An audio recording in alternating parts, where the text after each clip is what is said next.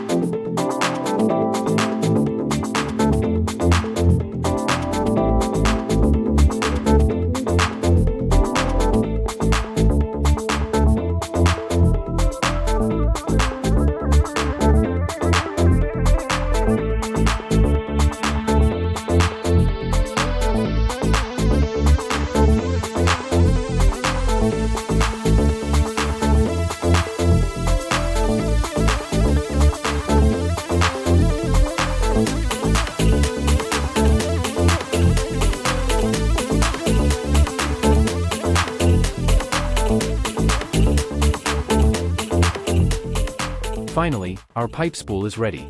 Great job. Thank you for watching.